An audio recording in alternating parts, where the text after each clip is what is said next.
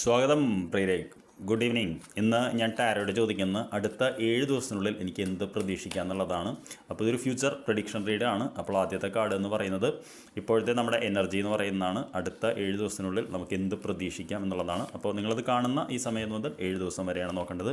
അപ്പോൾ എന്താണ് നമ്മുടെ കറണ്ട് എനർജി എന്ന് വെച്ചപ്പോൾ ദി എംപ്രസ് എന്ന് പറയുന്ന കാർഡാണ്. അതായത് ഈ കാർഡ് വളരെ വളരെ പോസിറ്റീവായിട്ടൊരു കാർഡാണ്. അതായത് നമ്മൾ എന്താ പറയുക, അബണ്ടൻസ്, സമൃദ്ധി ആകർഷിക്കാൻ തയ്യാറായിരിക്കും എന്നുള്ളതാണ്. നമ്മുടെ ഉള്ളിൽ അതിനുവേണ്ട എല്ലാ ഗുണങ്ങളും ഉണ്ട്. അത് അട്രാക്റ്റ് ചെയ്യാൻ വേണ്ടി നമ്മൾ തയ്യാറായിരിക്കുന്ന വളരെ മനോഹരമായിട്ടൊരു കാർഡാണ്. 12 സ്റ്റാർസ് നിങ്ങൾ കാണാൻ അവരുടെ തലയിൽ, അത് 12 രാശികളെയാണ് സൂചിപ്പിക്കുന്നത്. അപ്പോൾ എല്ലാം കൊണ്ടും ഇവരുടെ കഴുത്തിൽ ഒരു 9 മുത്ത് ഇതുണ്ടാവും. അത് 9 നവഗ്രഹങ്ങളെയാണ് സൂചിപ്പിക്കുന്നത്. എല്ലാം കൊണ്ടും നമ്മളൊരു കറക്റ്റ് എനർജിയിലാണ് ഇരിക്കുന്നത്.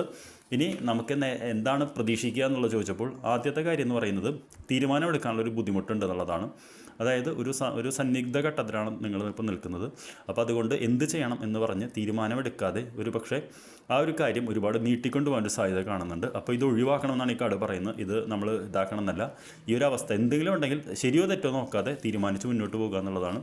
2 എന്ന് പറയുന്ന 3 ഓഫ് പെൻറ്റക്കിൾസ് ആണ്. അത് പണത്തിൻ്റെ കാർഡാണ്. അതായത് ഭയങ്കരമായിട്ടുള്ള ധനമല്ല, പക്ഷേ തീർച്ചയായിട്ടും കുറച്ച് ധനം, അല്ലെങ്കിൽ പുതിയ കാര്യങ്ങൾ പഠിക്കാനുള്ളൊരു അവസരം, അല്ലെങ്കിൽ നമ്മളൊരാൾ സഹായിക്കാൻ വരുന്നു എന്ന് പറയുന്ന ഒരുപാട് കാര്യങ്ങളുണ്ട്.